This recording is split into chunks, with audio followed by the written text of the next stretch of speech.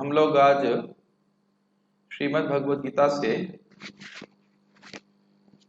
श्लोक क्रमांक 16वें अध्याय के चौथे, पांचवें और छठे श्लोक को देखेंगे। मेरे पीछे बोलिए। दंभो दर्पोऽभिमानश्च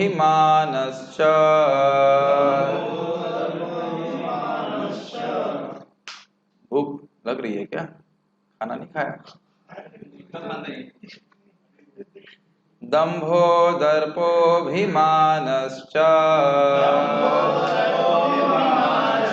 क्रोधः पारुष्यमेव च अज्ञानं चाभिजातस्य पार्थ संपदम् आसुरीम्। तो अभी तक आपने भगवान ने दैवीय गुणों का वर्णन किया था 1 से लेकर 3 श्लोक में। अब यहाँ पे भगवान आसुरी गुणों का वर्णन कर रहे हैं। अब इनमें से आप देख सकते हैं शब्द है दंभ, दर्प और अभिमान। ये तीनों अभिमान जैसे लगते हैं, लेकिन तीनों में थोड़ा थोड़ा अंतर है। तीनों ही अहंकार के ही अहंकार ही लग रहे हैं, लेकिन प्रश्न बनेगा कि भगवान फिर अलग अलग शब्द का प्रयोग क्यों कर रहे हैं, उसको हम टीका में देखेंगे। तो कौन कौन से गुण हैं उनको गिन लेते हैं, टीका पढ़ेंगे समझ में आ जाएगा। दंभ, दर्प, अभिमान, क्रोध, पारुष्य, कितने हुए? 5। अज्ञान 6 और चा को बहुत भूलेगा। जब भी संस्कृत श्लोक में कभी चा आ जाता है तो वो बहुत महत्वपूर्ण हो जाता है। वो चा शब्द बहुत महत्वपूर्ण है। तो चा शब्द भी बहुत सारे आसुरी गुणों को वर्णित करा, एक ही शब्द। तो आप उसको अभी आप देखेंगे टीका में स्पष्ट हो जाएगा, इसलिए मैं व्याख्या नहीं कर रहा हूं। तो ये सब अभिजातस्य पार्थ संपदम आसुरी, ऐसे लोग जो आसुरी संपद से युक्त होते हैं वो इन दुर्गुणों के संग युक्त होकर के पैदा होते हैं। हे प्रथापुत्र, दंभ, दर्प, अभिमान, क्रोध, कठोरता तथा अज्ञान, ये सारे आसुरी स्वभाव वालों के गुण हैं। टीका पढ़ेंगे तो बड़ा स्पष्ट समझ में आ जाएगा। भगवान एक श्लोक में आसुरी गुणों का वर्णन करेंगे जो नारकीय जीवन का कारण बनते हैं। मतलब किस प्रकार के दुर्गुणों से कोई व्यक्ति युक्त होता है तो उसकी एक जगह बुकिंग हो जाती है। किसी को फोन चाहिए तो ले सकते, किसी एक जगह बुकिंग हो जाती है। कहाँ बुकिंग होती है? नरक में बुकिंग होती है। जैसे हम आज से समझा रहे थे, नाम मात्रैक जल्पकः, जो व्यक्ति सर्वधर्म उज्जतः, सारे धर्म को छोड़ दिया और नाम मात्रैक जल्पकः, नाम मात्र उच्चारण कर रहा है, भगवान का नाम बोल रहा है, तो वह सुखे ना स यान्ति, सुख से वह भगवान के धाम चला जाता है। उसे मेहनत नहीं करनी होती। लेकिन जो लोग बाकी सारे धर्म कर रहे हैं और भगवान का नाम उच्चारण नहीं कर रहे हैं, उनको स्थान प्राप्त नहीं होता है। तो ये देवी गुण में जो हरिनाम कर रहा है, भगवान की भक्ति कर रहा है, वो दिव्य गुणों से युक्त होते हुए भगवान के पास चला जाता है। अब यहाँ क्या बता रहे हैं कि जो इन गुणों से युक्त होते हैं उनको नरक में उनकी स्थिति ध्रुव है, नरक जरूर जाएंगे। कभी कभी लोग बोलते हैं नरक किसने देखा है और फिर पाप करते रहते, तो कहते हैं जरूर सही बात है, हमने तो ना देखा है और ना हम देखना चाहते हैं, लेकिन आप लग रहा है जरूर देखना चाहते हो और जरूर देखोगे भी। किसके आधार पर बोल रहे हैं? भगवान की भगवद गीता की वाणी के आधार। समझ रहे हैं हम? अब दंभ कर देखिए। दंभ का अर्थ है कि धार्मिक होने की ख्याति प्राप्त करने के लिए व्यक्ति धर्म का अनुष्ठान करे। ये बात समझ में आ रहा है? लोग यह जाने कि मैं धार्मिक हूं, मुझे धर्म में रुचि नहीं है। बहुत सुंदर सुंदर अर्थ है। मुझको धर्म में रुचि नहीं है, मैं ये चाहता हूं, रुचि मेरी ख्याति में है। ख्याति समझते हैं? प्रसिद्धि में, कि मैं प्रसिद्ध हो जाऊं कि भाई बड़े धार्मिक व्यक्ति थे। और इसका अर्थ यह भी है कि बाह्य रूप से भले मैं धार्मिक अनुष्ठान कर रहा हूं, लेकिन मुझे उनमें श्रद्धा नहीं है। एक आपको मैं सच्ची बात बताऊंगा, मेरे गुरु महाराज बता रहे थे कि क्रिश्चियनों में कोई व्यक्ति रहे होंगे जो बहुत प्रवचन करते थे और हजारों लोग उनके प्रवचन सुनते थे।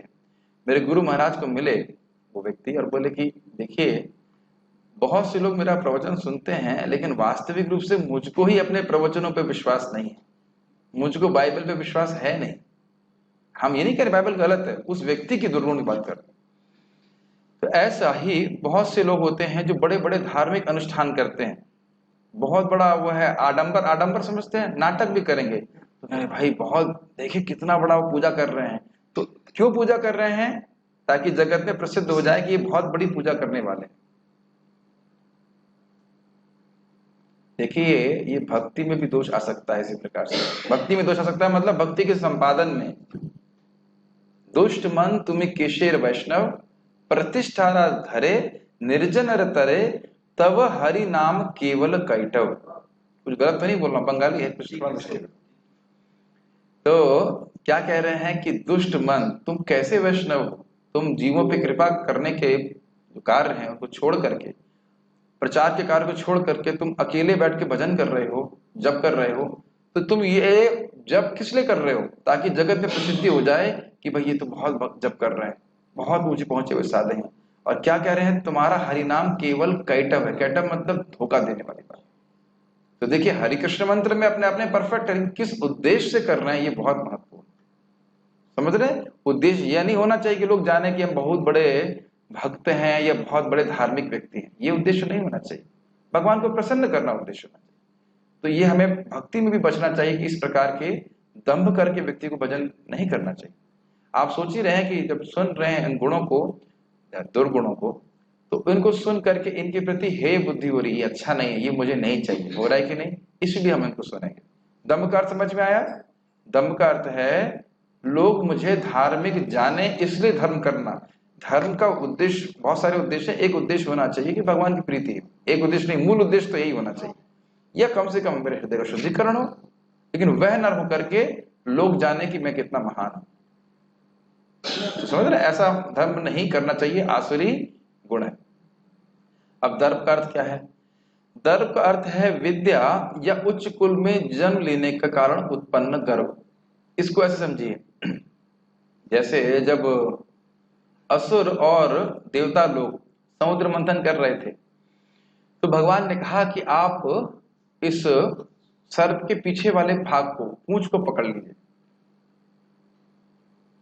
तो असुर ने कहा अच्छा, जो गंदा भाग है जहां से टट्टी पेशाब होता है वो हम पकड़ेंगे? इतने नीचे हम भी उच्च कुल में जन्मे हैं, हमें भी ज्ञान है, हम क्या पकड़ेंगे पीछे वाला भाग? हम मुंह वाला भाग पकड़ेंगे। भगवान की मतलब चाल थी इस प्रकार से। और जब वो पकड़ना चालू की, तब जान रहे हैं फिर सारा जहर, वासुकी नाम था ना, हाँ, वासुकी का निकल रहा था और उनके पूरे मुंह पे आ रहा था, वो जल गए, इससे बहुत परेशान। तो ये दर्प है, दर्प एग्जाम्पल। समझ रहे हैं? हमसे बड़ा कौन है, हमें क्या समझाओगे? तो इस प्रकार यह अहंकार। अभिमान अर्थात यह सोचना कि मेरा सम्मान होना चाहिए। बहुत अच्छा महाराज समझा रहे थे इस संबंध में। ये अभिमान मतलब सम्मान और मान बिल्कुल झूठा है कि नहीं?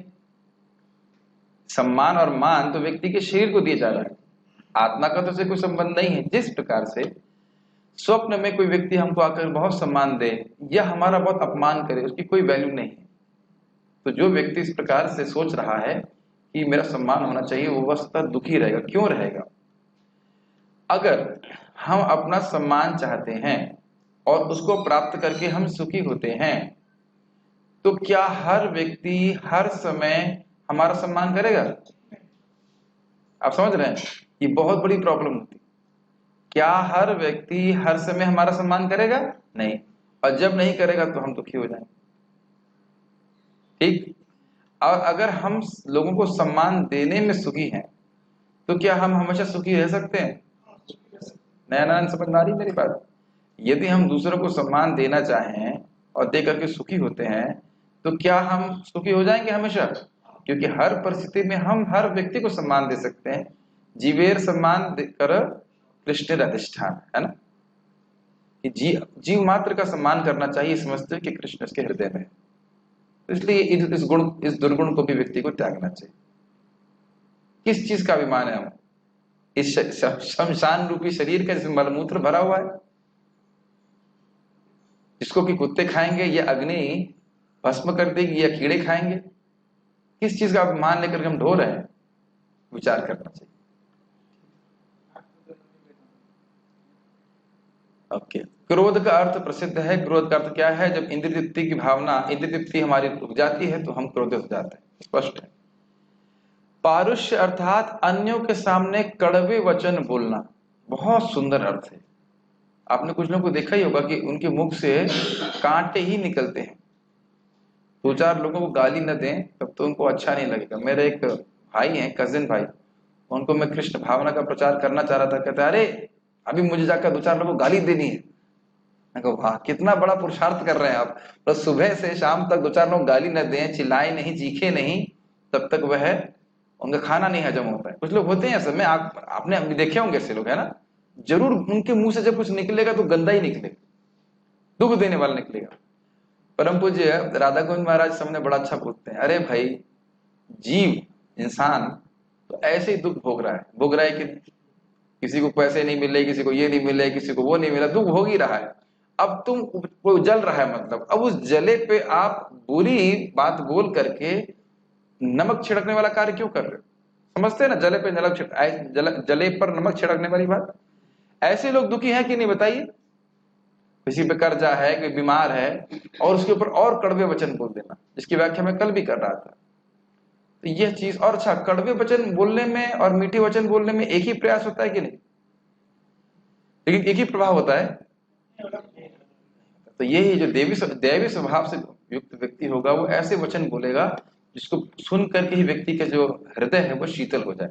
जैसे महाराज उदाहरण दे रहे थे कि मान लीजिए कोई व्यक्ति यात्रा के लिए जा रहा है, तो अगर कोई ऐसे बोले आपकी यात्रा शुभ हो, आपका मंगल हो, अब हो या नहीं हो, लेकिन उसने बोला तो अच्छा लगे ना।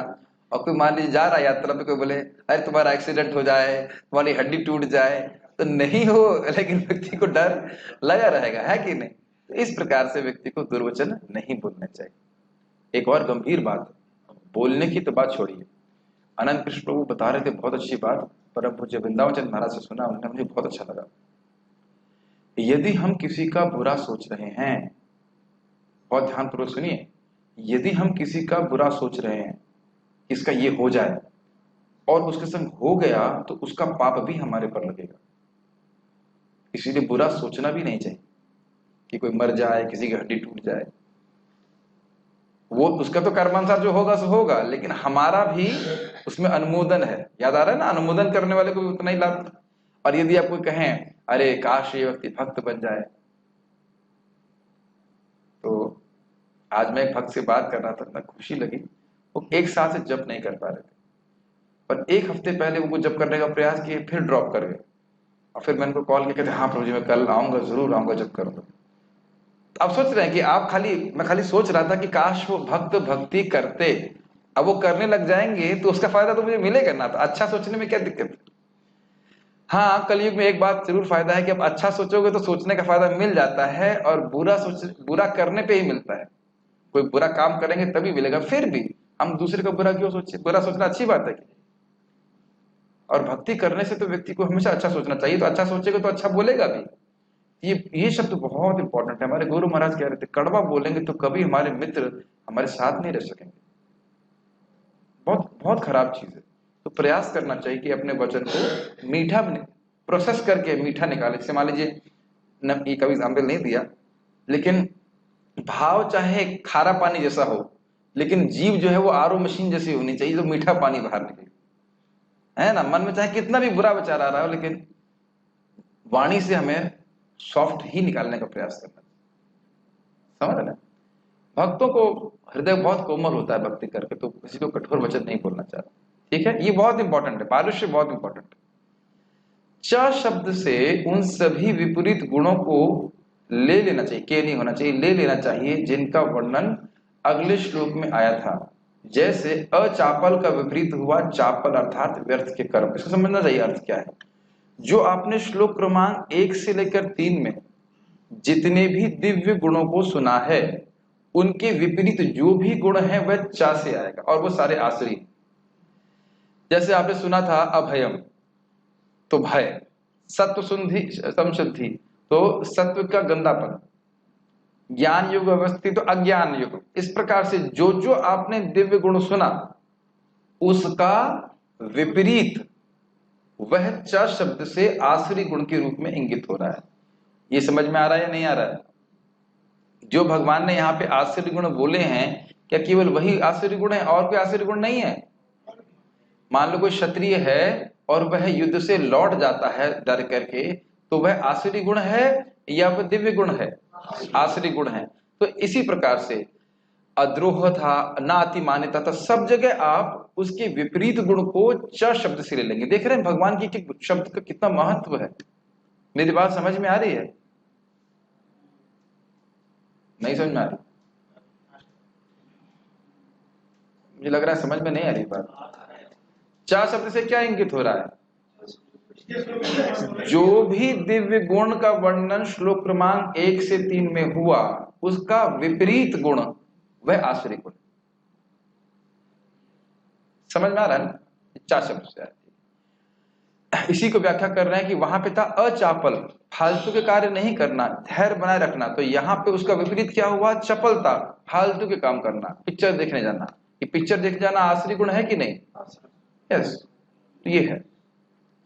अज्ञान अर्थात कार्य अकार्य विवेक बुद्धि शून्यता। बहुत सुंदर अर्थ है। क्या करना चाहिए उसे कहते हैं कार्य, क्या बिल्कुल नहीं करना चाहिए उसे कहते हैं अकार्य। विवेक, कार्य प्रकार्य का मतलब समझ में है आप? कार्य मतलब करना ही चाहिए, हमारा हित कार्य। अकार्य मतलब जो नहीं करना चाहिए। तो इसका विवेक, विवेक का मतलब होता है डिस्क्रिमिनेशन। ये चीज ठीक है करना और ये चीज ठीक नहीं है करना, इसे कहते हैं ज्ञान। तो इसका विपरीत क्या हो गया? अज्ञान, जिन्हें पता ही नहीं कि क्या करना चाहिए और क्या नहीं करना चाहिए। जैसे कि लोग अब आजकल ब्रह्म मुहूर्त में नहीं उठते और सोते हैं ब्रह्म मुहूर्त में। मतलब ब्रह्म मुहूर्त में सोना शुरू करते हैं 2 बजे 3 बजे ऐसे कर, जिस टाइम हाँ अरे साहब हम 2 बजे तक पढ़ते हैं, 3 बजे तक पढ़ते हैं। बिल्कुल विपरीत बुद्धि। रात में सोना चाहिए, रात में जगते हैं। तो उनको पता ही नहीं कि क्या कार्य करना चाहिए क्या नहीं करना चाहिए। जैसे कि वो अभी तो वैसे आएगा ही 17 अध्याय में, लेकिन क्या कौन कौन से खाने खाते हैं, वो क्या कहते हैं उसको, नाम भूल गया मैं भी। कुकुरमुत्ता, कुकुरमुत्ता हिंदी में बोलते हैं, क्या कहते हैं? मशरूम है कि नहीं? और बहुत गंदी गंदी सब चीजें खाते हैं, बोलने का मन ही नहीं कर रहा। तो ये सब क्या है? उनको पता ही नहीं कि क्या खाना चाहिए या नहीं खाना चाहिए, क्या बोलना चाहिए क्या नहीं बोलना चाहिए, क्या करना चाहिए क्या नहीं करना चाहिए। तो ये सब क्या हो गया? अज्ञान। इसे कहते हैं कार्य अकार्य के विवेक की शून्यता। समझ में आ रहा है? जहां ना समझ में आप पूछ सकते हैं, ऐसा कोई फीस नहीं ले रहे हम। हाँ तो तमगुण हुआ ना ये। आसुरी विचार तो तमोगुण ही हुआ ना, आसुरी राक्षसी विचार। तमोगुण का मतलब ही है कि धर्म, जो अधर्म है उसको ही धर्म मानते हैं, जो ध्यान दीजिएगा, जो गलत कार्य है उसको ही सही मानते हैं। तो यही बोल रहे हैं कि उन्हें पता ही नहीं क्या करना चाहिए क्या नहीं करना चाहिए। ठीक है, आगे पढ़ते हैं। यहां जो दूसरा च शब्द आया है वह अधृति आदि गुणों को इंगित करता है, और वह धृति आदि गुणों के विपरीत गुण है। वही बात बोल रहे हैं कि क्या श्लोक वापस से देखते हैं। च शब्द कहां कहां पे आया है? दंभो दर्पोभिमानश्च क्रोध पारुष्यमेव च अज्ञानम चाभिजातस्य पार्थ संपदम आसुरी। तो दो पहले वाले चा की बात नहीं हो रही है, दूसरा चा और तीसरा चा की बात हो रही है। श्लोक देख रहे हैं? दंभो दर्पोभिमानश्च, इस वाले की चा की बात नहीं हो रही है। क्रोध पारुष्यमेव च, तो इस चा की बात हो रही है। ये वाला चा दिख रहा है आप, सेकंड वाला चा, और उसके बाद तीसरा वाला चा। तो ये दो चा इंगित कर रहे हैं कि जो भी दिव्य गुण थे उसके विपरीत जो गुण है वह आसुरी। क्लियर? देखिए जब आप इसको पढ़ेंगे वापस से तो समझ में आ जाएगा मैं क्या व्याख्या कर रहा हूं। और अगर कहेंगे कि हाँ हम पढ़ेंगे जरूर, अभी तो बहुत समय है, अभी तो मरने में बहुत टाइम है, तो फिर समझ में नहीं आएगा, है ना। पहले से पढ़ा, अगले जीवन में पढ़ेंगे। हाँ, अभी कहाँ है, जल्दी कुछ चीजें जब पढ़ाई जाती है तो 75% काम स्टूडेंट को करना होता है, पढ़ना होता है, तब वो समझ में आ जाएगा। एक बार पढ़ लीजिएगा। कहाँ थे हम लोग? यह गुण उस व्यक्ति में प्रकट होते हैं जिसमें अशुभ वासनाएं होती हैं, और यह पूर्व जन्म के किए गए पापों के कारण होती हैं। यह सब जन्म लेने के साथ ही फलित होती हैं। श्रुति कहती है पापः पापेन, पापी व्यक्ति पाप के कारण जन्म लेता है। ये बहुत सुंदर पैराग्राफ है, इसको बहुत ठंडे दिमाग से समझिए। देखिए इस जीवन में जो हम कार्य करते हैं उसकी छाप, उसका संस्कार हमारे अंतःकरण पे पड़ता है। अंतःकरण मतलब मन, बुद्धि, अहंकार और चित्त, 4 चीज। उसका स्वभाव ही ये है कि आप कुछ कर रहे हैं, उसका संस्कार बन जाता है। जब हम जप करते हैं तो बहुत पुरानी पुरानी बातें याद आ जाती है कि नहीं? तो क्यों आती हैं? क्योंकि हमारे अंतःकरण ने उसकी फोटो खींची हुई है, उसका स्वभाव ही है। अब जैसे अभी आप लोग मंगल आरती जाते हैं तो लगता है कुछ नहीं हो रहा है, ऐसा नहीं है। आप रोज कृष्ण बलराम को देख रहे हैं, हरि नाम जप कर रहे हैं, वो सब हमारे अंतःकरण में जा रहा है। अंतःकरण समझ रहे हैं? हृदय में, मतलब सूक्ष्म शरीर में जा रहा है।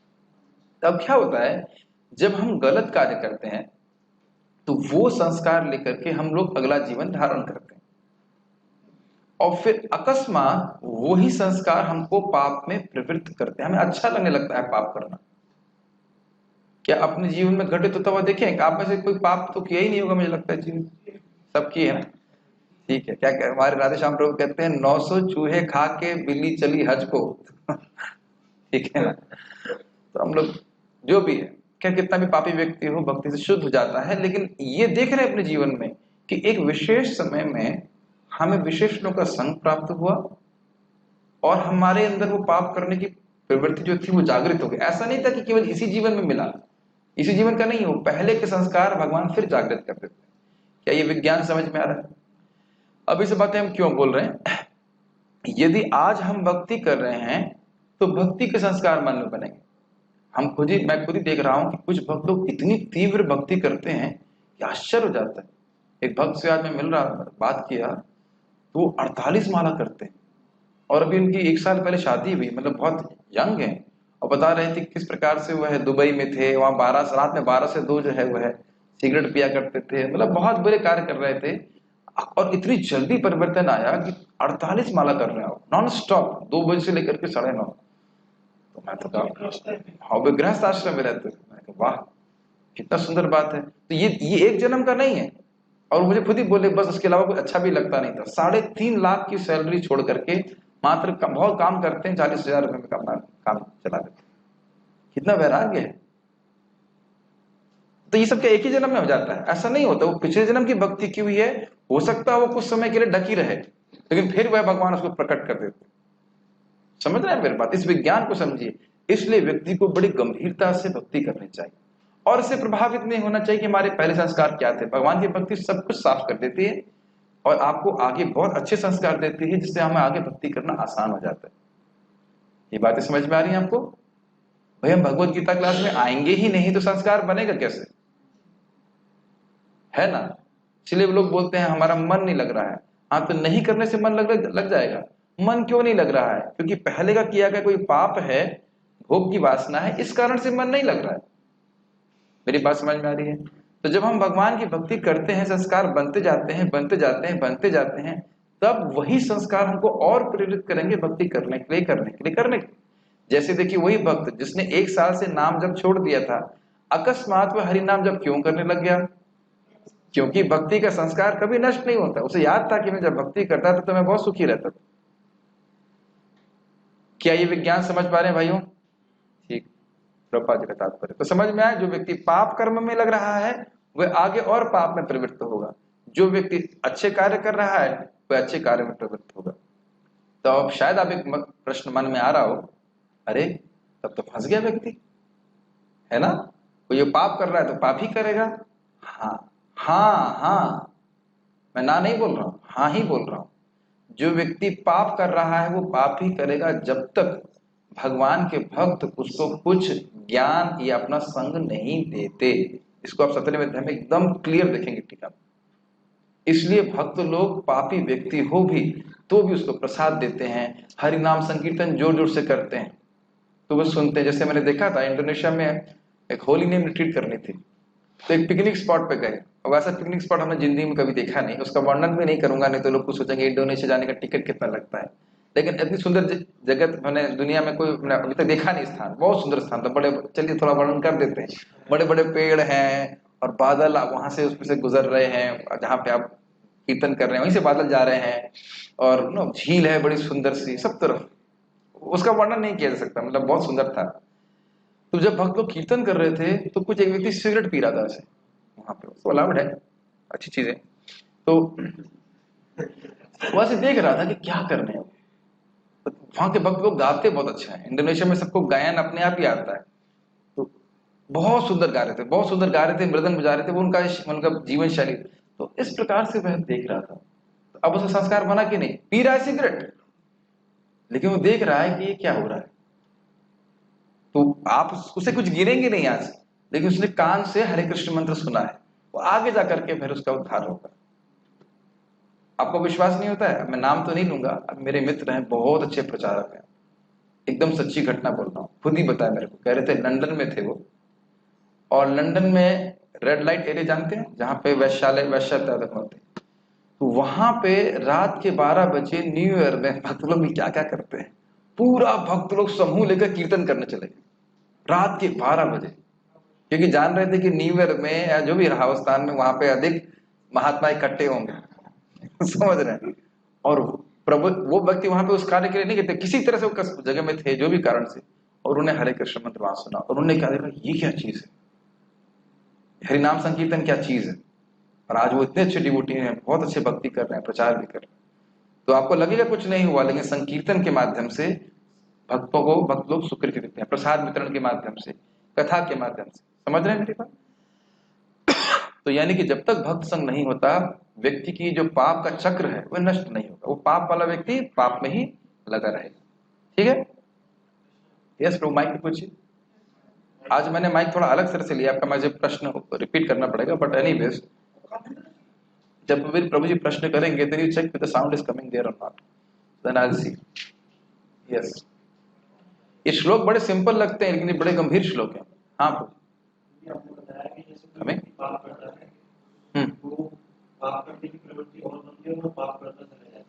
जब अगर पाप करता है तो पाप करने की प्रवृत्ति और बन जाती है। यस, आपने कहा कि इससे मुक्ति पाने एक बार उपाय भक्तों का संग। हाँ, अगर कदाचित भक्तों का संग प्राप्त हो जाए तभी वे पापों से मुक्त होगा। यस, भक्तों का संग जो है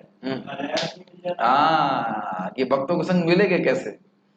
देखिए, वैसे तो व्यक्ति पाप कर रहा है, लेकिन कभी कभी ये भगवत कृपा से ही होता है। भगवान के भक्तों का संग, जैसे कि वो प्रभु जी थे ना, उस दिन हरिनाम संकीर्तन सुनने गए थे, लेकिन अकस्मात भक्तों का संग हो गया, तो भगवान की कृपा ही है। क्या है वो? ब्रह्मांड भ्रमिते कोनो भाग्यवान जीव, गुरु कृष्ण प्रसादे पाए भक्ति लता बीज। ब्रह्मांड में भ्रमण करके व्यक्ति कोई भाग्यवान होगा तो उसे भक्तों का संग प्राप्त होता है। यही दुर्भाग्य है कि इस भाग्य को समझ नहीं पा रहे हैं।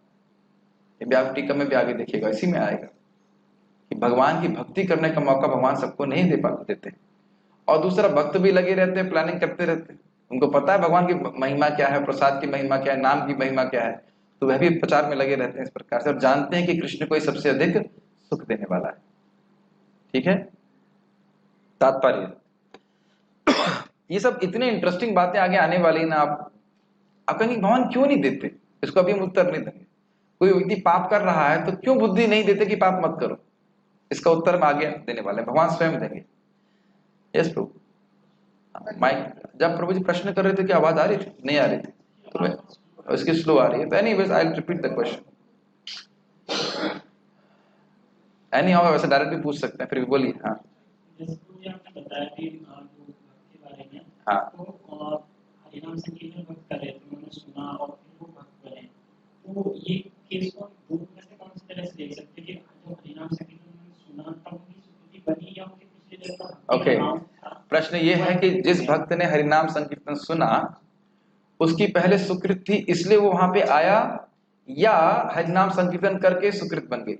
दोनों ही हो सकता है। प्रभुपाद जी के शिष्यों ने यही प्रश्न किया था कि क्या हमारी सुकृति पहले थी, इसकी वजह से हम आपके पास आए? तो उन्होंने कहा मैंने तुम्हारी सुकृति बनाई है समझ रहे हैं? ध्यान दीजिएगा, नारद जी 11वें स्कंद में कहते हैं देवनाम कर्म सचिव, देवता हमारे कर्म के सेक्रेटरी हैं, उससे अधिक नहीं देते। लेकिन एक भक्त और वैष्णव भी हमारे कर्म को बाईपास करके देते हैं। भगवान कृपा करते हैं, भक्त कृपा करते हैं, वो हमारे कर्मानुसार कुछ नहीं देते। तो ब्रह्मांड भ्रमित है, भगवान की कृपा से हमें भक्तों का संग प्राप्त होता है। ठीक है? और यही इसमें हम लोग कई बार देखेंगे, भक्त कृपा से, और कृपा मतलब उनके वचन सुने, तब हमको समझ में आएगा कि हमें क्या करना चाहिए क्या नहीं करना चाहिए। ठीक है? प्रभुपाद जी का तात्पर्य देखते हैं। इस श्लोक में नरक के राजमार्ग का वर्णन है।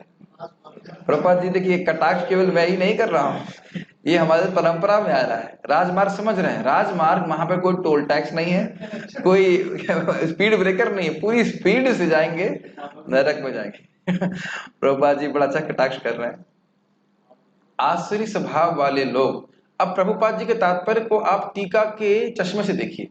प्रभुपाद जी ऐसे नहीं बोलेंगे कि दंभ का अर्थ क्या है, दर्प का अर्थ क्या है, वो पूरा कंबाइंड करके बोलेंगे और सारी चीज कवर कर लेंगे। ये अद्भुत बात है श्रील प्रभुपाद जी। अब देखिएगा, आसुरी स्वभाव वाले लोग धर्म तथा आत्मविद्या की प्रगति का आडंबर रचना चाहते हैं। क्या अर्थ है? दंभ। ठीक है, ये सीखा था। भले ही वे उनके सिद्धांतों का पालन ना करते हो, वास्तविक सिद्धांत नहीं करना, केवल दिखाने के लिए वे सदैव किसी शिक्षा, हाँ इसके एग्जाम्पल मैं आपको देता हूं।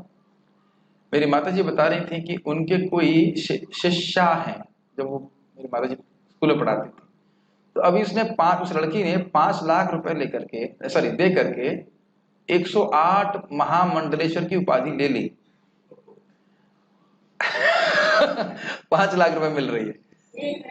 हाँ 1008 था, चलिए 1 जीरो कम हो गया। अब वह भागवत का सप्ताह भी कर रही, और एक दिन शायद माता जी ने मेरे भागवत का एक, जो हम क्लास देते हैं उसका एक क्लास उनको फॉरवर्ड कर दिया, और वह उनको समझ में नहीं आ रहा था। तो ये देखिए कितना बड़ा धोखेबाजी। पूरे विश्व, पूरे जगत में आप जहां भी प्रचार करते होंगे, वो ये बोल रहे हैं कि 1008 महामंडलेश्वर हैं, और हम जो है भागवत प्रवचन कर रहे हैं, और एक सामान्य ब्रह्मचारी के भागवत प्रवचन समझ में नहीं आ रहे। और जो कि कुछ लोगों को तो समझ में आते हैं, मैं नहीं कह रहा मेरी बात सबको समझ में आती है, लेकिन कुछ लोगों को तो समझ में आता है कि मैं क्या बोल रहा हूँ। आप देख सकते हैं कितना बड़ा धोखा हो रहा है। इसीलिए गहरे गहरे नथ्य खैरों से भागवत नहीं सुननी चाहिए, जो पूरे 1 हफ्ते में पूरी भागवत पढ़ा दे। उनको शायद एक श्लोक भी समझ में ना आता हो ठीक से। ठीक, हाँ हाँ वही तो बोले, कहानी थोड़ा लीला बोलिए, वो डायरी लेकर कर देते, सब धोखेबाजी है। और इसका भी एक और उदाहरण है। पार्थ प्रभु के हम गांव में गए थे, मैंने कई बार एग्जाम्पल दिया, उस व्यक्ति ने 35 भागवत कथा कराई, और फिर भी रिसर्च चल रही। मैं भी सोच रहा हूं कि भगवान कौन है। हमने कहा वाह भाई। और पता है फिर उसने स्वीकार मुझसे किया कि मेरा भागवत कराने में कोई रुचि नहीं थी, भागवत करा करके उसमें दान आता वो मैं गौशाला के लिए इसका उपयोग करता, बस उसमें मेरी मति थी। गौशाला के दान करो, कोई दिक्कत नहीं है, कोई प्रॉब्लम नहीं है, लेकिन भागवत को उसके लिए उपयोग मत करो। और देखिए क्या गति हो रही है। भागवत के पहले ही श्लोक में क्लियर है कि कृष्ण भगवान है ना, जन्मादस्यतः, और ये व्यक्ति पूरी भागवत कर दिए, 35 कथा करा दी, उनको ये भी रिसर्च चल रही कि भगवान कौन। इसका मतलब गुरु जी भी ऐसे ही होंगे, गुरु जी भी बोले नहीं होंगे कि कृष्ण भगवान है, बोलते भी किसी को भी मानो, क्योंकि तभी तो डोनेशन आएगा। इस प्रकार की बातें। वे सदैव किसी शिक्षा या प्रचुर संपत्ति का अधिकारी होने का दर्प करते, तो दर्प का तो स्पष्ट हो गया। वे चाहते हैं कि अन्य लोग उनकी पूजा करें और सम्मान दिखलाएं, भले ही वे सम्मान के योग्य ना हो, योग्य अभिमान। क्लियर। वे छोटी छोटी बातों पर क्रुद्ध हो जाते हैं, खरी खोटी सुनाते हैं और नम्रता से नहीं बोलते। ये क्या हो गया? क्रोध और पारुष्य। क्लियर। वे ये नहीं जानते कि क्या करना चाहिए और क्या नहीं करना चाहिए। क्या है ये? अज्ञान। वे अपनी इच्छा अनुसार सनक वश कार्य करते हैं, वे किसी प्रमाण को नहीं मानते। देखिए इसका अर्थ तो आपको समझ ही रहे हैं, वह शास्त्र को नहीं मानते, वेद, भगवत गीता, भागवत, इसको नहीं मानते। जैसे प्रभुपाद जी प्रवचन में कह रहे हैं, कोई व्यक्ति कहता है तुम भगवान को भोग लगाते हो, तुमने कभी देखा है भगवान को खाते हुए? तो कैसे जानते हो कि भगवान भोग हमारा स्वीकार कर रहे हैं? तो अब प्रभुपाद जी उत्तर देते हैं बड़े सुंदर तरीके से, भाई साहब मैं तो मूर्ख हूं, मैं स्वीकार कर रहा हूं, मैं मान रहा हूं मैं मूर्ख हूं, मुझे कुछ नहीं पता है, लेकिन गुरु महाराज बोल रहे हैं, भगवान बोल रहे हैं, आप तो तीसरे व्यक्ति हो, आपकी बात क्यों मानूं मैं? और हमें मानना होगा कि भगवान के पास अचिंत शक्तियां होती, भगवान की सारी इंद्रियां उनकी अन्य इंद्रियों की तरह कार्य कर सकते हैं। तो भगवान विग्रह के द्वारा, फोटो के द्वारा हमारा भोग स्वीकार करते हैं। और बहुत से लोग, स्पेशली जो लोग प्रसाद खाते हैं, उनको तो एक अभ्यास हो जाता है, जिनको प्रसाद नहीं खाने को मिलता है, जब वो प्रसाद ग्रहण करते हैं ना सिंपल सा, तो वह भी उनको बहुत अच्छा लगता है। मुझे याद है कि हमारे रिश्तेदार आए थे, उस दिन पहले मैं खिचड़ी बनाता था मंदिर में, तो खिचड़ी पूरी की ठंडी हो गई थी, 11 बजे का समय था और वो खिचड़ी खाए तो वाव वाव वाव करने लगे, जबकि एकदम ठंडी थी खिचड़ी, क्योंकि प्रसाद खाने का अनुभव नहीं था।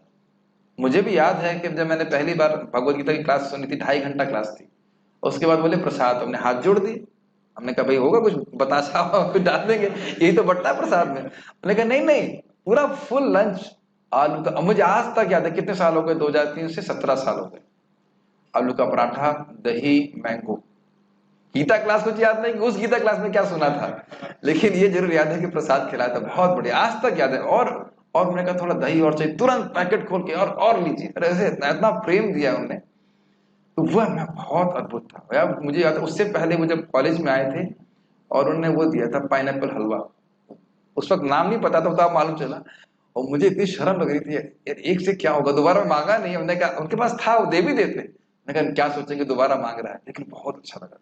देखिए बहुत ध्यान दीजिए, जो प्रसाद बनाते हैं, जो प्रसाद आप खा रहे हो, गुरु महाराज बोल रहे थे जिसने भी प्रसाद खाया उसको लाभ होगा, लेकिन यदि उसने अप्रिशिएट किया कि बहुत अच्छा है, वहीं से भक्ति चालू हो जाएगी। जैसे प्रभु जी ने जो लंदन में थे, उन्हें अप्रिशिएट किया, ये तो बहुत अच्छी चीज है, उससे कोई मतलब नहीं कि कितने दुर्गुण अभी हैं, यदि उन्हें अप्रिशिएट समझते, सराहना कर दी कि ये बहुत अच्छा है, वहीं से उसकी भक्ति शुरू हो जाएगी, बीज पड़ जाएगा। अब कब वक्त बनेगा वो जाने पक्का हमको नहीं पता, लेकिन बनेगा जरूर। इसीलिए मान लीजिए कीर्तन हो रहा है तो बहुत मधुर होना चाहिए, प्रवचन ऐसा हो कि लोग समझ में आए।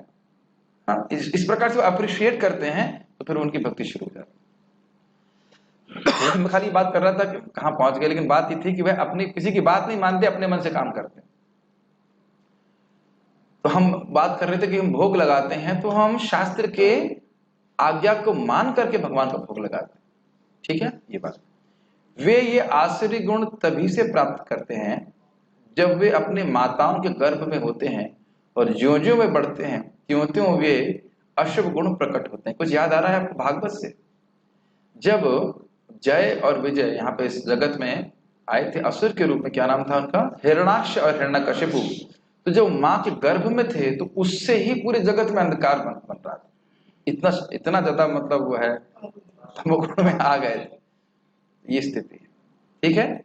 एक श्लोक और देख सकते हैं, मेरे पीछे बोलिए, देवी संपद विमोक्षाय निबंधाय आसुरी मता मा शुचः संपदं दैवीम् अभिजातोऽसि पांडव। श्लोक बहुत इजी है। दैवी संपद विमोक्षाय, जो दैवी संपद है, जो दैवी गुण है, ये जीव को मुक्त करने वाले, मोक्ष प्रदान करने वाले। निबंधाय आसुरी मता, जो आसुरी गुण है वह जीव को इस जगत में बांधने वाले।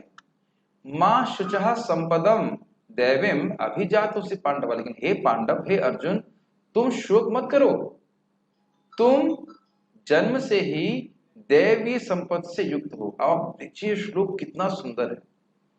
भगवान के भक्त हमेशा अपने अंदर दुर्गुण ही देखते हैं कि मेरे अंदर कोई गुण नहीं है, नम्रता के कारण। तो अर्जुन ने दो चीजें सुनी, दिव्य गुण सुने और आसुरी गुण सुने, तो उनके मन में क्या आ रहा है, अरे मैं तो आसुरी गुणों से ही युक्त हूं।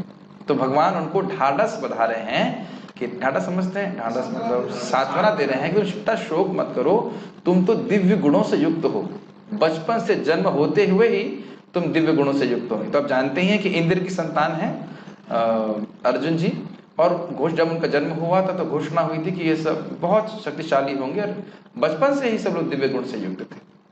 आप लोगों को एक चीज बताऊं, धृतराष्ट्र का दुर्योधन, जब दुर्योधन पैदा हुआ तो पता है कैसी आवाज कर रहा था, गधे की रेखनी की आवाज कर रहा था पैदा होते ही, और बोला गया इसको त्याग दो, इसको त्याग दोगे तो सब बच जाएंगे, लेकिन उसकी आसक्ति के कारण दुर्योधन को नहीं त्याग पाए। पैदा होते ही भी व्यक्ति इस प्रकार से करता है कि, सुना भी होगा, पूत के पांव पालने में दिख जाते हैं, सुना होगा आपने। जैसे महाप्रभु जब बहुत छोटे थे तो उनको दो चीज दी गई, भागवत एक तरफ और कुछ धन इत्यादि एक तरफ। तो महाप्रभु मतलब बालक निमाई, और भागवत को अपने गले से लगा दिया ऐसे करके। ये बच्चे के संस्कार हुआ करते थे पहले। आजकल क्या रखेंगे, एक तरफ स्मार्टफोन और दूसरी तरफ कुछ। तो आजकल का बच्चा तो पहले ही स्मार्टफोन पकड़ लेगा, है कि नहीं। ये मैंने अपनी आंखों से भी देखा। वैसे थोड़ा पॉइंट डिफ्लेक्ट हो रहा है। मैं एक भक्त के घर में गया था, उनका लड़का बोलना नहीं जानता था लेकिन स्मार्टफोन का वाईफाई चालू करना जानता था। मेरा तो दिमाग ही फिस हो गया। वो पापा नहीं बोल रहा है लेकिन वाईफाई, मैंने कहा वाईफाई चलाओ, उसको पता नहीं, कहता वाईफाई ऑन कर लेता है। तो देख सकते हैं कि जीव कितना व्यग्र है इंद्रिय तृप्ति करने। खैर ये तो साइड पॉइंट है, लेकिन पढ़ते हैं आगे। दिव्य गुण मोक्ष के लिए अनुकूल हैं और आसुरी गुण बंधन दिलाने के लिए। और क्यों है आप जानते ही हो, क्योंकि दिव्य गुण से व्यक्ति जो होता है वो शास्त्र के अनुसार चलेगा और मुक्त हो जाएगा। भाई आप प्रसाद खाओगे, रोज प्रसाद ही खाओगे तो मुक्त नहीं हो जाओगे, और भोग ही खाएंगे तो क्या बंधेंगे, खत्म होगी बात। सिंपल सी बात है। हम नहीं मानते भाई भगवान स्वीकार करते हैं, हम तो अपना दाल चावल खुद ही खाएंगे, तो फिर फंसो फंसो, क्या कर सकते। हे पांडुपुत्र तुम चिंता मत करो, क्योंकि तुम देवी गुणों से युक्त होकर के जन्मे हो। ठीक है, ये समझ में आ रहा है कि भगवान क्यों कह रहे हैं कि चिंता मत करो। अभी अब टीका में भी देख लेना, गीता भूषण टीका। यह श्लोक इन दोनों प्रकार के गुणों के विपरीत फलों का वर्णन करता है। क्या विपरीत फल है? दैवी गुणों से क्या सीखा आपने, क्या मिलता है? मोक्ष की प्राप्ति होती है। और आसुरी गुण से क्या मिलता है? बंधन मिलता है। श्लोक का पहला भाग स्पष्ट है। अर्जुन सोच रहे थे कि वे आसुरी समूह से हैं और इस कारण से वे नरक जाएंगे, उनकी नम्रता के कारण, क्योंकि वह क्रोध और कटु वचनों से युक्त हैं और द्रोण आदि को मारना चाह रहे थे जो पूजनीय थे। ये आपने प्रथम अध्याय को पढ़ेंगे तो इसमें स्पष्ट अर्जुन बोलते हैं कि जो मेरे पूजार्हा वरिसूदना, जो मेरे लिए पूजनीय है, उन पे मैं बाण कैसे चलाऊंगा।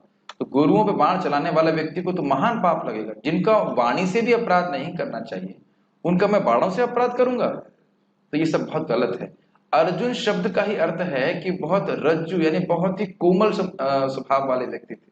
है वो क्षत्रिय, लेकिन वैष्णव होने के नाते उनका हृदय बहुत कोमल था, तो इसलिए गुरु के प्रति अपराध नहीं करना चाह रहे थे। आपको याद होगा कि, याद हो या पता हो कि द्रौपदी के जब 5 पुत्र अश्वत्थामा ने मार दिए थे और अश्वत्थामा को जब अर्जुन उनके सामने लेके आए थे, तो द्रौपदी क्या कहती हैं कि जैसे मैं अपने बच्चों के दुख में दुखी हूं, मैं नहीं चाहती कि कृपाचार्य के बेटे थे, सॉरी द्रोणाचार्य के बेटे थे, तो द्रोणाचार्य अब नहीं है, तो मैं नहीं चाहती कि द्रोणी नाम है ना, द्रोणी था, द्रोणी कहते हैं, तो द्रोणी भी इसी प्रकार, सॉरी कृपी की शादी द्रोणाचार्य से हुई थी, तो कृपी भी इसी प्रकार से दुखी हो। तो देखिए अपना दुख सहन कर ले रही हैं लेकिन दूसरे को दुख नहीं देना चाहते। तो इसी तरह से सारे भक्त होते हैं। तो यहाँ वो कह रहे हैं कि मैं तो इनसे लड़ाई करूंगा, इन्हें कटु वचन बोलूंगा, तो निश्चित रूप से मैं, ये तो आसुरी विचार है। अभी आपने बोला पारुष्य, कटु वचन बोलना, तो युद्ध में तो बोलना ही पड़ता है। इस प्रकार से आप अगर महाभारत पढ़ेंगे तो इसमें बड़ा रोचक वर्णन आता है। लड़ने से पहले 2-4 गाली जरूर चलेगी। हाँ, आ गए तुम, अब दिखाता हूं तुमको, मैं अभी नरक भेजता हूं, ऐसे करके 2-4 पहले बोलेंगे, फिर वो युद्ध करें। जैसे कि क्या नाम था उसका जो 4 हाथ लगा लिया था, पौंड्रक। तो पौंड्रक ने भगवान कृष्ण को ऐसे लेटर लिखा था, देखो मेरा अवतार हुआ है और तुमने मेरा रूप धारण किया हुआ है। पौंड्रक बोलता है तुम मेरी शरण में आ जाओगे मैं तुम्हें छोड़ दूंगा, लेकिन ये सब चक्र वक्त त्याग दो, अपना चक्र त्याग दो, ये त्याग दो, वो त्याग दो। तो भगवान कहते हैं तुम्हारे जैसे मेढक को खाने के लिए ही मैं सर्प के रूप में आया हूं, ऐसा भगवान बोलते हैं, लेटर। और वो लेटर जो है उसका चेला जाके पौंड्रक को सुनाता भी सबके सामने, और पौंड्रक सुनता भी है, ऐसा मूर्ख। और कहते चक्र तो मैं छोड़ूंगा, बिल्कुल छोड़ूंगा, लेकिन चक्र छोड़ूंगा तुम्हारी गर्दन कटेगी। ऐसे करके बात करते, फिर आगे भगवान युद्ध भी करते हैं। तो ये क्षत्रियों में चलता है, 2-4 गाली देंगे फिर वो फाइटिंग करते हैं। तो कह रहे हैं अभी तो आपने बोला पारुष्य, ये पारुष्य तो कटु वचन है, तो आसुरी गुण है, तो मुझे तो फिर नरक जाना पड़ेगा। तो आप समझ रहे हैं अर्जुन इस प्रकार से सोच सकते हैं। और उसमें भी अपने गुरुओं को बोलना पड़ेगा, तो ये सब तो बड़ा गड़बड़ है। अर्जुन को इस स्थिति में देखकर भगवान कह रहे हैं हे पांडुपुत्र तुम चिंता मत करो, तुम दैवी स्वभाव वाले हो, क्योंकि क्षत्रिय होने का कारण तुम्हारे लिए नियत किया गया है कि तुम बाण चलाओ और कठोर वचन बोलो। समझ में आई बात? इसके विपरीत करने से तुमको आसुरी भाव प्राप्त होगा, इसलिए शोक मत करो। कितनी सुंदर बात है, आप समझ पा रहे हैं कि ब्राह्मण के लिए बोला गया था कि शांत रहे, सहन कर ले, लेकिन क्षत्रिय के लिए नहीं बोला गया था कि कोई युद्ध में ललकारे, हाँ सब हाँ ठीक है, ऐसा नहीं। समझ पा रहे हैं? डिवोटी भी है, अगर वो क्षत्रिय पोजीशन पे है तो उसको युद्ध करना पड़ेगा, करना पड़ेगा कि वो करेगा ही। क्या ध्रुव महाराज युद्ध नहीं किए? भगवान के भक्त नहीं थे? उनके भाई को मार दिया था यक्षों ने, कितना युद्ध किए ध्रुव महाराज, है ना? अर्जुन ने भी युद्ध किया। तो यह नहीं है कि युद्ध नहीं है, लेकिन युद्ध का प्रयोजन किसको करना, सिद्ध करना होता है, क्षत्रिय को, वैश्यों को, शूद्रों को और ब्राह्मण को नहीं बोला जा रहा है। जिसका काम उसी को साजे और करे तो डंडा बाजे, सुना है ना? समझ रहे ना? जिसका काम है उसी को वो करना चाहिए, दूसरे व्यक्ति को नहीं करना चाहिए। क्षत्रिय को युद्ध करना अलाउड है, लेकिन ब्राह्मण को युद्ध करना अलाउड नहीं। ओके, तात्पर्य प्रभुपाद जी का, भगवान कृष्ण अर्जुन को यह कहकर प्रोत्साहित करते हैं कि वह आसुरी गुणों के साथ नहीं जन्मा है। इस पे एक भक्त बहुत विनोद कर रहे थे, कह रहे कि हम लोग जब भागवत पढ़ते हैं तो जहां कहीं शुद्ध भक्तों का वर्णन आया कि शुद्ध भक्त तो हमेशा आप कृष्ण का ही चिंतन करते हैं, तो लगता है हाँ ये हमारी बात हो रही है, हमारी बात। और कहीं दुर्गुण वाला बताना, हाँ वो उसकी बात हो रही है, वो बद्ध जीव ऐसा है वैसा है। लेकिन महान भक्त यही सोचते हैं कि मैं बद्ध हूं, मैं कभी शुद्ध नहीं। ठीक, युद्ध में उसका सम्मिलित होना आश्चर्य नहीं है, क्योंकि वह उसके गुणों दोषों पर विचार कर रहा था। वह यह विचार कर रहा था कि भीष्म तथा द्रोण जैसे प्रतिष्ठित महापुरुषों का वध किया जाए या नहीं। अतः वह ना तो क्रोध के वशीभूत होकर कार्य कर रहा था, न झूठी प्रतिष्ठा, बहुत सुंदर तात्पर्य प्रभुपाद जी का, या निष्ठुरता के अधीन होकर। इतना सुंदर तात्पर्य है, बहुत सुंदर तात्पर्य। देखिए, दुर्योधन कुछ नहीं सोच रहा है कि क्या मुझे अपने भाइयों से युद्ध करना चाहिए या नहीं। वह जानता है कि इस प्रकार से राज्य मैंने क्या धोखा देकर के हड़पा है ना? इन्होंने, इनकी क्या शर्त थी? शर्त ये था कि 12 साल वनवास और 13 साल अज्ञातवास होगा, उसके बाद ये राज्य ले सकते हैं, ये बात थी ना? वही तो बोला, 12 साल नहीं, 12 साल वनवास और 1 साल अज्ञातवास, तो 13 साल के बाद जब आएंगे तो हम राज्य दे देंगे, ये बात थी ना तय। और क्या बोला? युद्ध के बिना तुम्हें एक सुई का स्थान भी नहीं दूंगा। और उसमें भी भगवान रेडी थे कि भाई हाँ चलो 5 गांव दे दो, इन लोग को क्षत्रिय हैं, ये लोग भीख मांग के नहीं रह सकते, तो इतना भी देने को तैयार नहीं थे। इसमें भी बड़ा सुंदर है कि दुर्योधन कहता है, जानामि अधर्मम, सॉरी जानामि धर्मम न च मे प्रवृत्तिम, जानामि अधर्मम न च मे निवृत्तिम। मैं जान रहा हूं कि धर्म क्या है, लेकिन उसे करने में मेरी रुचि नहीं है, और जब जान रहा हूं कि मेरी अधर्म क्या है, उससे मैं निवृत्त नहीं होता, मैं हट नहीं सकता। तो ऐसी बुद्धि जो है असुरों की होती है, एकदम स्पष्ट। समझ में आ रहा है आपको? तब यहां क्या कह रहे हैं प्रभुपाद जी की, देखिए अर्जुन युद्ध इसलिए नहीं कर रहे हैं कि उन्हें क्रोध आ रहा है। भले वो युद्ध में क्रोध करेंगे, वह युद्ध में क्रोध करेंगे, लेकिन क्रोध की वजह से युद्ध नहीं कर रहे हैं। क्या इन दोनों में अंतर समझ रहे हैं? युद्ध वह कर रहे हैं, आप जानते हो युद्ध इसलिए कर रहे हैं कि कृष्ण प्रसन्न होंगे, युद्ध इसलिए करेंगे, और युद्ध में क्रोध भी करते हैं। आपको पता ही होगा जयद्रथ के मारने के लिए कितना क्रोध किया उन्होंने, लेकिन क्रोध की वजह से युद्ध नहीं कर रहे हैं। क्रोध व्यक्ति को कब आता है? जब उसकी इंद्रिय तृप्ति में बाधा आती है। और अर्जुन क्या बोल रहे हैं? मैं पूरा राज्य त्याग देना चाहता हूं, मुझे स्वर्ग भी मिल जाए तो भी मैं सुखी नहीं होऊंगा। तो यानी उनके हृदय में इंद्रिय तृप्ति की कोई भावना नहीं है।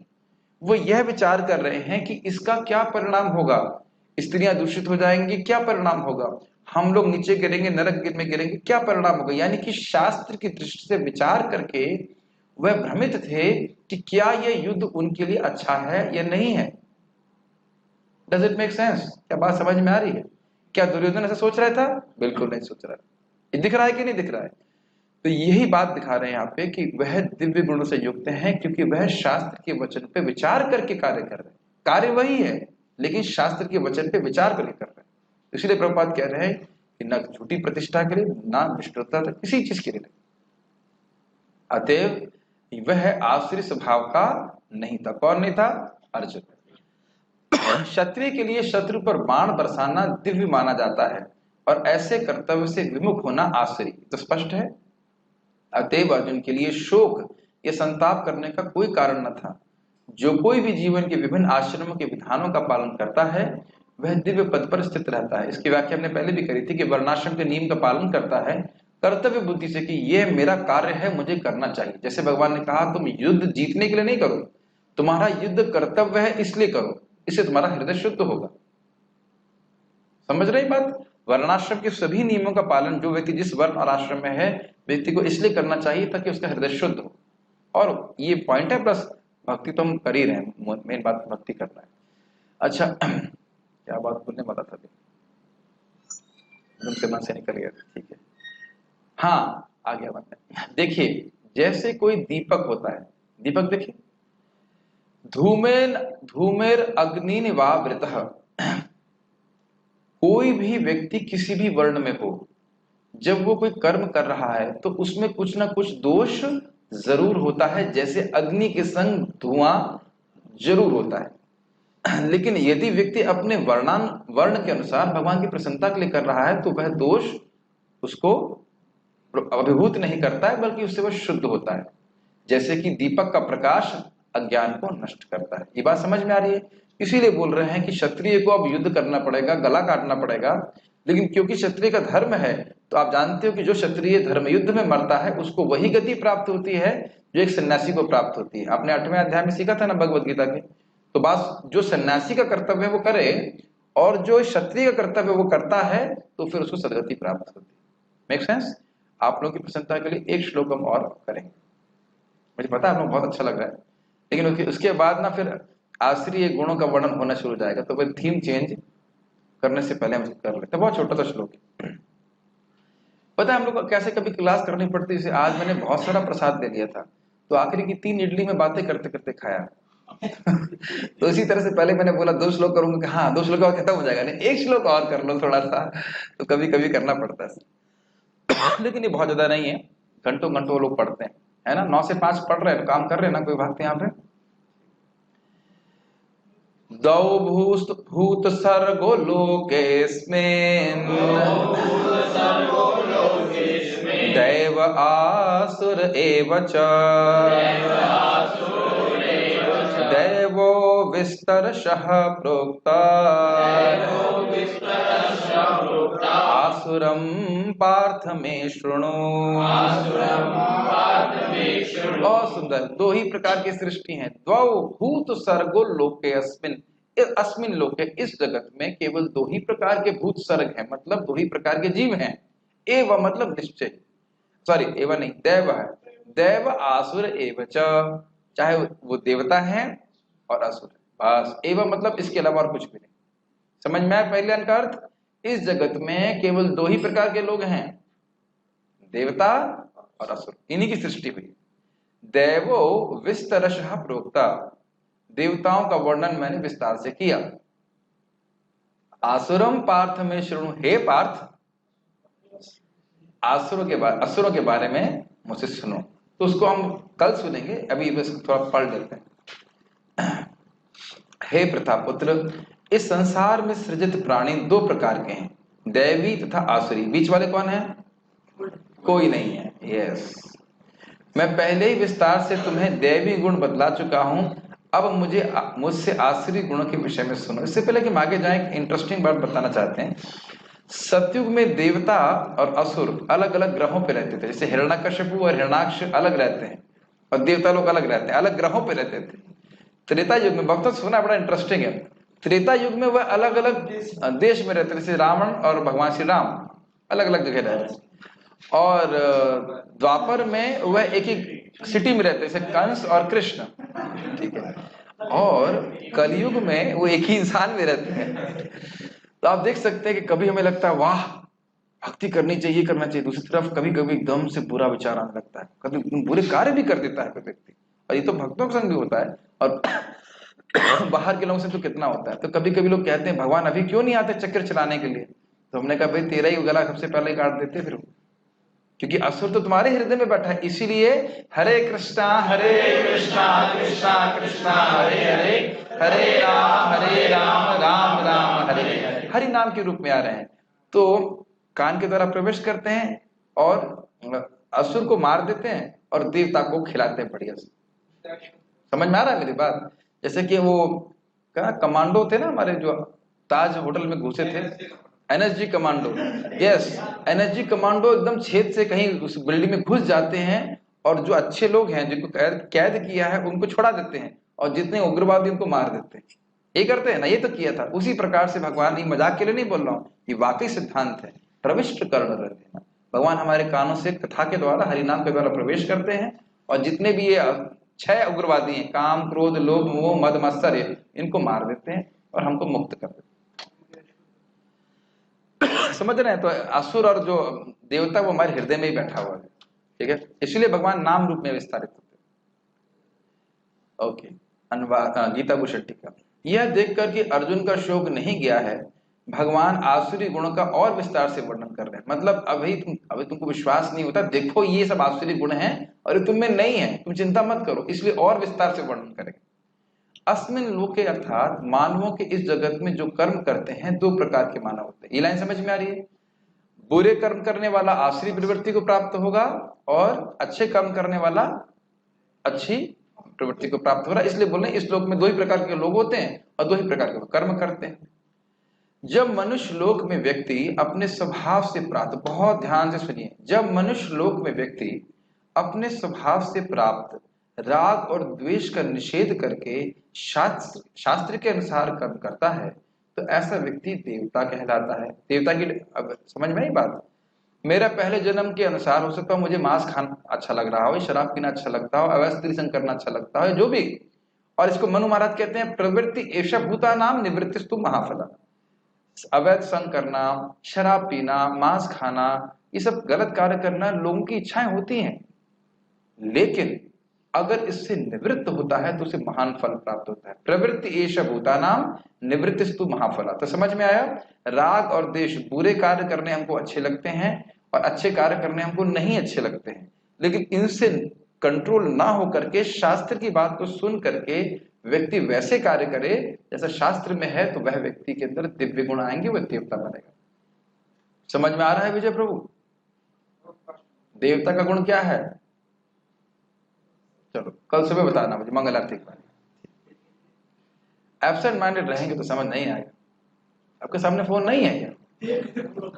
देख के समझो, पढ़ने का प्रयास करो।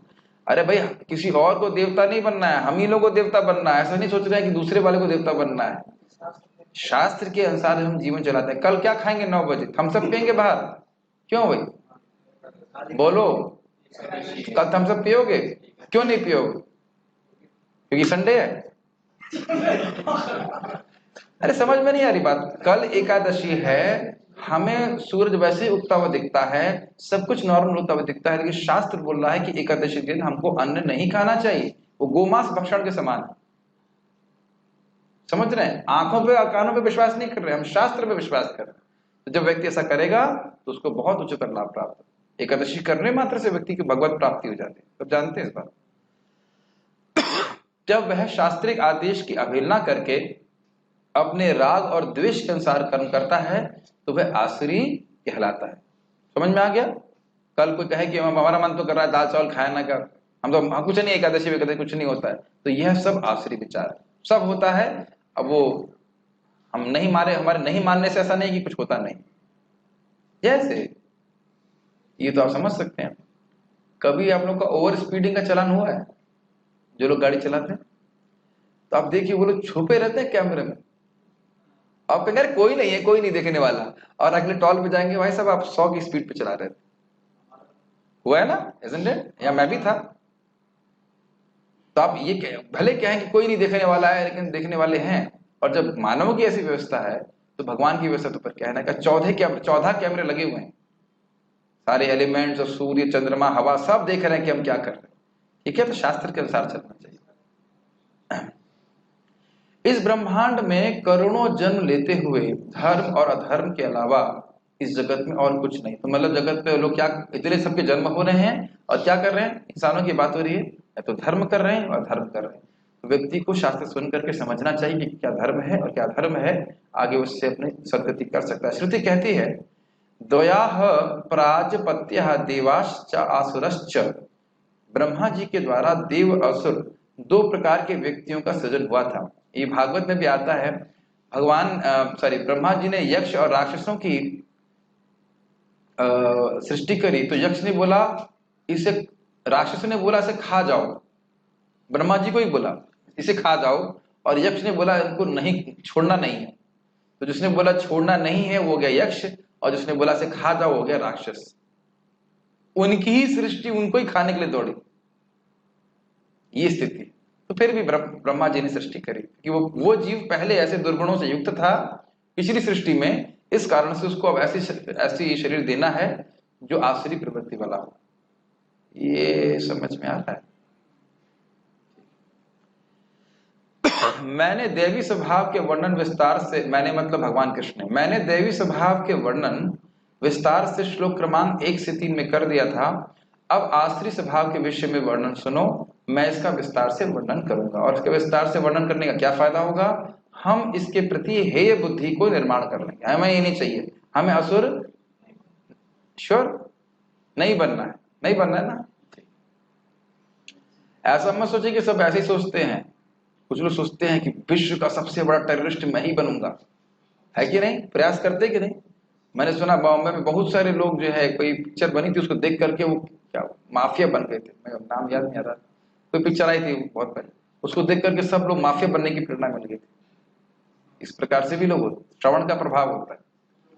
महत सेवा महत सेवा करके वो है सब दाऊद इब्राहिम बन गया। तात्पर्य अर्जुन को यह कहकर कि वह दैवी गुणों से उत्पन्न होकर जन्मा है, भगवान कृष्ण अब उसे आसुरी गुण बताते हैं। इस संसार में बद्ध जीव 2 श्रेणी में बटे हुए हैं। जो जीव दिव्य गुणों से संपन्न होते हैं वे नियमित जीवन बिताते हैं, नियम से खाते हैं, सुबह टाइम से उठ जाते हैं 8 बजे, और उसके बाद नियम से ऑफिस जाते हैं, और उसके बाद आकर के सो जाते हैं। यही नियम है? क्या मतलब है? नियम तो कर्मी लोग भी कर रहे हैं, नियम मतलब शास्त्र के अनुसार करते हैं, ठीक है। हाँ। अर्थात वे शास्त्रों तथा विद्वानों द्वारा बताए गए आदेशों का निर्वाह करते हैं। स्पष्ट है? मनुष्य को चाहिए कि प्रामाणिक शास्त्रों के अनुसार ही कर्तव्य निभाए, कि वह प्रकृति दिव्य दैवी कहलाती है। भगवद गीता भागवत। जो शास्त्र विहित विधानों को नहीं मानता और अपनी सनक के अनुसार कार्य करता है वह आसुरी कहलाता है। तो अब क्लियर है, शास्त्र के विधि विधानों के प्रति आज्ञा भाव ही एकमात्र कसौटी है, अन्य नहीं। इसीलिए मैंने आपको बताया था कल कि शास्त्रीय श्रद्धा लोगों के हृदय में जागृत करना है सबसे बड़ी सेवा है। इसी के द्वारा वह मुक्ति के पथ पे आगे बढ़ सकते और कोई तरीका नहीं। वैदिक साहित्य में उल्लेख है कि एक चीज बात समझिए, जरूरी नहीं है कि हम हमेशा देवताओं से सुन रहे हैं। वो चाहे हमारे रिश्तेदार हों चाहे कोई भी हो, अगर वह शास्त्र की बात नहीं बता रहे तो एकदम हम जो है किसी असुर से सुन रहे हो सकते हैं। मेरी बातें समझ रहे हैं? मेरी आंखों के सामने ही घटना है, 2 घटनाएं मैं बताना चाहता हूं। ये तो एक तो मेरे सामने ही थी। हम लोग भगवत गीता का प्रवचन कर रहे थे और एक व्यक्ति आए और बोले भगवत गीता ठीक है, इससे भी परे कुछ है। मैंने कहा इसका मतलब आपने भगवत गीता पढ़ी नहीं है। भगवत गीता में भगवान स्वयं बोल रहे हैं कि मैं तुम्हें जो ज्ञान दे रहा हूं उसके बाद कुछ जानने के लिए नहीं रहेगा। एकदम स्पष्ट बोल रहे हैं ना भगवान 7वें अध्याय। आप कैसे कह सकते हो कि ये इससे परे कुछ है? भगवान बोल रहे हैं सर्व गुह्यतमम में, सबसे गुह्य ज्ञान मैं तुमको दे रहा हूं। राज्य विद्या राज्य गुह्यम। आपके पास क्या अधिकार है बोलने का कि भगवत गीता से श्रेष्ठ और कोई शास्त्र है? बताइए, नहीं है ना? एकदम इस प्रकार से लोग भ्रमित करते। तो इसलिए पहले व्यक्ति को प्रामाणिक भक्तों से सुनना चाहिए। आप कहेंगे प्रभु जी आप प्रामाणिक हैं? हाँ मैं हूं। क्यों? क्योंकि आप देख रहे हो कि मैं आचार्य हूं, कि प्रभुपाद जी की गुरु महाराज की बात के अलावा हम कुछ नहीं बोल रहे। हम मुझसे कोई पूछता है आपका क्या मत है, मैंने कहा मेरा कोई मत नहीं, क्योंकि मेरे मत की कोई वैल्यू नहीं, मैं तो बद्ध आत्मा हूं। प्रभुपाद जी भी इस प्रकार से बड़ी नम्रता से कहते थे मैं तो मूर्ख हूं, लेकिन मैं परंपरा, प्रभुपाद जी मूर्ख नहीं, वो तो नित्य मुक्त पार्षद हैं, लेकिन वो इस प्रकार से प्रस्तुत कर रहे हैं कि हम परंपरा का ज्ञान दूसरे को दे रहे हैं, हम अपना ज्ञान दूसरे को नहीं दे रहे। हमारे पास क्या ज्ञान है बताइए? समझ रहे हैं ये बात? और कोई कहे कि मेरा मत है मैं ऐसा बोलता हूं तो उसको कभी नहीं मानना चाहिए। हाँ हम यह बोल सकते हैं कि यह मेरी समझावट है अभी तक, और अगर और कोई उच्चतर समझावट है तो उसको स्वीकार करने के लिए मैं तैयार हूं, लेकिन मत का कोई मतलब नहीं। मे बी मे बी का कोई स्थान आध्यात्मिक जगत में नहीं है। May be Krishna is God, शायद कृष्ण भगवान है, ऐसा नहीं चलेगा। कृष्ण भगवान हैं, शायद का कोई स्कोप नहीं, एकदम सही ज्ञान। उनकी अंतरंग शक्ति का नाम श्रीमती राधा रानी है, शायद तो कोई इसका स्थान। हम उनके दास शायद है नहीं, नित्य दास है, एकदम सही इंफॉर्मेशन। वैदिक साहित्य में उल्लेख है कि देवता तथा असुर दोनों ही प्रजापति से उत्पन्न हुए, नहीं ब्रह्मा जी से। अंतर इतना ही है कि एक श्रेणी के लोग वैदिक आदेशों को मानते हैं और दूसरे नहीं मानते। जैसे कि मनु महाराज और शत्रुपा का जन्म हुआ तो ब्रह्मा जी से पूछे हम आपकी क्या सेवा कर सकते हैं, तो उन्होंने बताया भगवान की क्या इच्छा है उसके अनुसार करना। तो हमने क्या क्या सीखा कि आसुरी गुणों के बारे में सीखा, और सीखा कि दो प्रकार के लोग होते हैं जो आसुरी और प्रकार दिव्य गुण के होते हैं, और बाकी बहुत सारी बातें सीखी। आप किसी को प्रश्न है तो मैं देख सकता हूँ। Any questions?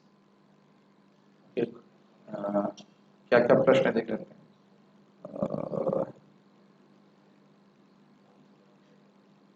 अगर मैं किसी से मैंने किसी पे क्रोध किया है तो फिर मैं उसे क्षमा मांगी और उसने क्षमा नहीं किया तो क्या करना चाहिए? हरे कृष्णा आपने लिखा है अपने प्रश्न के बाद, और हरे कृष्णा ही करना चाहिए। कोई व्यक्ति आपसे क्षमा मांग रहा है और क्षमा आपने दिली क्षमा मांगी है और आपने क्षमा वो नहीं करता है तो फिर हरे कृष्ण मत जपिए। वस्तुतः एक भक्त है, इसमें एग्जाम्पल दिया था, मैं प्रभुपाद जी की समाधि आरती में गया था और परम पूज्य नाम बोल रहा हूँ सन्यासी थे, तो मैं आगे प्रणाम कर रहा था, महाराज पीछे प्रणाम कर रहे थे और मेरा पांव उनके सर से लग गया था। तो वो दुर्वासा मुनि भी बन सकते थे, लेकिन महाराज इतने नम्र हैं, मैंने महाराज को ना क्षमा मांगी, महाराज मेरे से गलती होगी, मैं जानबूझ के नहीं किया। अरे कोई बात नहीं, छोड़, वही बात सारी खत्म। देख भक्त अच्छा भक्त है, देख रहा है किसी ने गलती छोटा मोटा अपराध किया, कोई बात छोड़। मुझे याद है कि एक बार मेरे को एक बहुत खराब ईमेल लिखा किसी व्यक्ति ने, तो जिसने लिखवाया था उसको टाइप नहीं करना आता था, और जिसने टाइप किया उसको पता नहीं था कि इसको टाइप कर रहे हैं, और वो मतलब मेरे से उनका अच्छा संबंध था। और बाद में जब मिले मेरे को कह रहे प्रभु जी मुझे पता नहीं था कि वो आपको ईमेल लिखा जा रहा है। मैंने कहा अरे भाई वैसा ईमेल किसी को नहीं लिखना चाहिए। कोई बात नहीं, भूल जाओ, इसमें क्या है, इसमें अगर हम भक्ति कर रहे हैं तो इसमें क्या है। अब मान लीजिए एक प्रवचन में कर रहा, अभी प्रवचन में देखता हूँ बाद में फेसबुक पे जाके, कोई प्रश्न तो नहीं किसी का, एक व्यक्ति बोल रहा है प्रभु जी आप अच्छे उदाहरण नहीं दे रहे हो। अब नहीं ठीक है, अब तुमको पता वो क्या, उसको क्या पता मैं क्या बोल भी रहा हूँ, इजंट इट? उसको ये भी पता नहीं मैं बोल क्या रहा हूं, तो आप अच्छे उदाहरण दे रहे हो नहीं दे रहे हो उसका क्या मतलब? तो इसलिए जो अच्छा भक्त है वो क्षमा कर देगा। अरे अच्छा भक्त क्षमा छोड़ दीजिए, वो क्षमा नहीं मांगे तो भी उसके प्रति वो हमेशा अच्छी भावना रखते। अगर मान लीजिए बहुत अच्छी बात है, मान लीजिए हम हमारे प्रति किसी ने अपराध किया भी है और वो दुख में है, तो भी एक वैष्णव कभी ये नहीं चाहता है कि वो दुख में रहे। समझ रहे हैं मेरी बात? कभी नहीं चाहता है। हरिदास ठाकुर जी का कितना बड़ा अपमान किया था गोपाल चक्रवर्ती ने। ये नामाभास से मुक्ति होती है? नहीं होती ना, तेरी नाक काट दूंगा। बताओ पब्लिक में ऐसा हरिदास ठाकुर जी को बोला, कितने बड़े संत थे। अगले दिन से उसकी ही नाक गलने लग गई, लेकिन हरिदास ठाकुर जी को बहुत दुख हुआ। तो ये वैष्णव का, जीसस क्राइस्ट को देख लीजिए, उनको पता था, वो अपने एक शिष्य को बोलते तुम मुझे पता है कि तुम दगा करेगा और तेरी वजह से मेरे को सूली पर चढ़ा जाएगा, फिर भी उसको उन्होंने माफ किया। तो वैष्णवता का मतलब ही यही है कि हमारे अंदर सहिष्णुता आनी चाहिए। अपराध तो लोग करेंगे, डज इट मेक सेंस? तो अब मुंह फुला के रखने वाला भक्त तो पता नहीं कैसे डील किया जाए। आप फिर क्षमा मांग लिए तो फिर आप उसका हरे कृष्ण। द्रोणाचार्य कृपाचार्य जी अश्वत्थामा ब्रह्म तो फिर ब्राह्मण, तो फिर उन्होंने युद्ध क्यों किया? मुझे लग रहा था कि प्रश्न बनेगा। सारे ब्राह्मणों की युद्ध करने पर वृत्ति नहीं होती, ये मैं महाभारत में पढ़ रहा था, लेकिन द्रोणाचार्य कृपाचार्य विशेष ब्राह्मण हैं जो अस्त्र युद्ध सिखा रहे हैं। और क्योंकि यह राज्य से पे निर्भर थे, याद होना चाहिए, राज्य पे निर्भर थे, उनका कर्तव्य था कि राज्य की तरफ से वह युद्ध करें। ठीक है। देवता का गुण यह है कि वह अच्छा बुरा का ध्यान रखकर शास्त्र के अनुसार अपना जीवन चलाता है। यस, और ये भी जानता है कि इस कर्म को करने से मुझे आगे क्या लाभ प्राप्त होने वाला है, क्या नुकसान प्राप्त। ओके, और किसी का प्रश्न है? ईश्वर, श्री कृष्ण ऐश्वर्य शक्ति नहीं है, कृष्ण स्वयं ईश्वर है। क्या बोलते हैं, কি বলতে পারে, কি বলছি বলছেন আপনি ট্রান্সলেট করতে পারেন?